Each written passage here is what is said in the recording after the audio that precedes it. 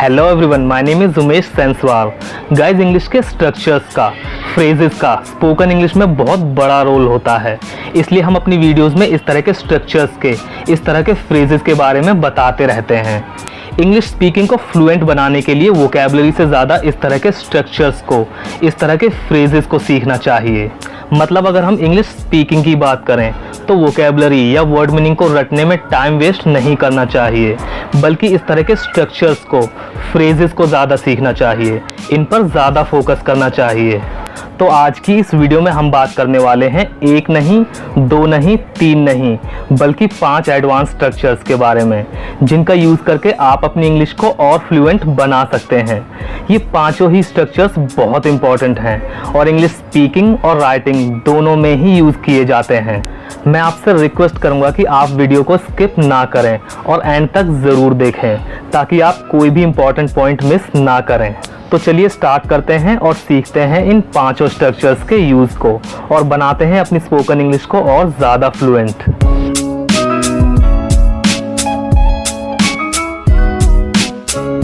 तो हमारा पहला स्ट्रक्चर है in terms of. In terms of का मतलब होता है के हिसाब से या फिर के मामले में। अपनी डेली लाइफ में हमें इस तरह के सेंटेंस बोलने होते हैं, जैसे कि खाने के मामले में वो होटल अच्छा नहीं है, क्वालिटी के हिसाब से ये वीडियो अच्छा नहीं है, लेकिन नॉलेज के हिसाब से ये वीडियो अच्छा है, घूमने के हिसाब से वो जगह ठीक है, लेकिन रुकने के हिसाब से बेकार है। तो इस तरह के सेंटेंसेस में हम इन टर्म्स ऑफ का यूज़ करते हैं। मतलब जब हम किसी चीज़ के पर्टिकुलर हिस्से की बात करते हैं तब हम इन टर्म्स ऑफ का यूज़ करते हैं। इसको यूज़ करने के रूल के लिए सबसे पहले हम लिखेंगे इन टर्म्स ऑफ और उसके बाद हम लिखेंगे नाउन। और अगर नाउन की जगह कोई वर्ब है तो वो वर्ब लिखी जाएगी। और ध्यान रहे कि वर्ब को आईएनजी के साथ लिखना है, जो कि जेरेंट कहलाता है। और उसके बाद हम लिखेंगे अपना सेंटेंस। सेंटेंस हमारा किसी भी टेंस में हो सकता है, ये डिपेंड करता है कि हमें क्या बोलना है। आइए इसको कुछ एग्जांपल्स से और अच्छी तरह से समझते हैं। खाने के मामले में ये होटल अच्छा नहीं है। In terms of food this hotel is not good. Hotel में बहुत सारी चीज़ें होती हैं, लेकिन हम यहाँ उसके खाने की बात कर रहे हैं। मतलब उसकी एक पर्टिकुलर चीज़ की बात कर रहे हैं, उसके एक पर्टिकुलर हिस्से की बात कर रहे हैं, और वो है खाना। नॉलेज के हिसाब से ये वीडियो बहुत अच्छी है, लेकिन क्वालिटी के मामले में प्रभावशाली नहीं है। In terms of knowledge this video is very good, but in terms of quality it is not effective. पैसों के मामले में वो गरीब है। In terms of money he is poor. बोलने के मामले में वो शर्मीला है। In terms of speaking he is shy. बोलना एक वर्ब है, इसलिए हमने रूल के अकॉर्डिंग वर्ब के साथ आईएनजी का यूज़ किया है। तो हमारा दूसरा स्ट्रक्चर है इवन इफ। इवन इफ का मतलब होता है भले ही या चाहें। दोनों का ऑलमोस्ट एक ही मतलब होता है, बस हिंदी में बोलने का फ़र्क है। जब हमें इस तरह के सेंटेंस बोलने होते हैं, जैसे कि चाहे तुम मुझे बुलाओ लेकिन मैं नहीं आऊँगा, भले ही वो मुझे भूल जाए लेकिन मैं उसे हमेशा याद रखूँगा, तो ये भले ही या चाहें, इसको इंग्लिश में बोलने के लिए हम इवन इफ़ का यूज़ करते हैं। इसको सेंटेंस में यूज़ करने का रूल इस प्रकार है। सबसे पहले हम लिखेंगे इवन इफ़ और उसके बाद हम लिखेंगे फर्स्ट सेंटेंस, और फर्स्ट सेंटेंस के बाद हम लिखेंगे सेकंड सेंटेंस। इस तरह के वाक्यों में अक्सर 2 सेंटेंस होते हैं, इसलिए हम पहले फर्स्ट सेंटेंस लिखते हैं और फिर उसके बाद हम सेकंड सेंटेंस लिखते हैं। आइए इवन इफ़ के यूज़ को कुछ एग्जाम्पल से समझते हैं।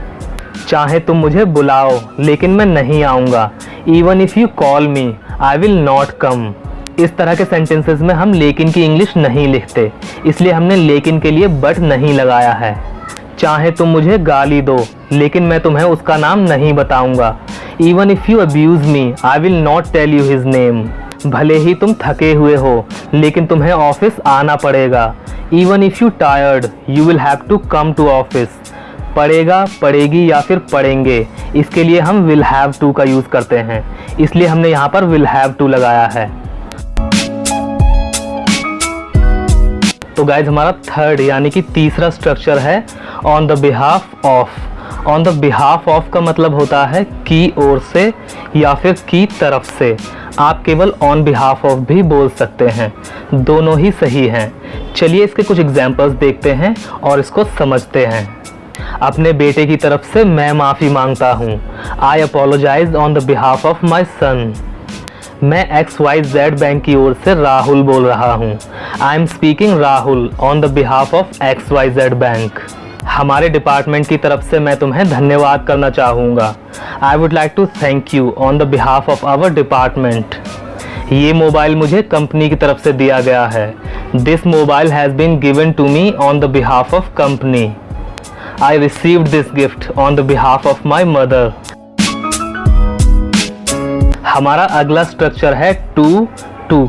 अपनी डे टू डे लाइफ में हमें इस तरह के सेंटेंस भी बोलने होते हैं, जैसे कि मैं इतना बीमार हूँ कि उठ नहीं सकता। वो इतना इंटेलिजेंट है कि उसे पढ़ाया नहीं जा सकता। वो इतनी क्यूट है कि उसे इग्नोर नहीं किया जा सकता। बैग इतना भारी है कि उठाया नहीं जा सकता। तो इस तरह के सेंटेंसेस में हम टू का यूज़ करते हैं।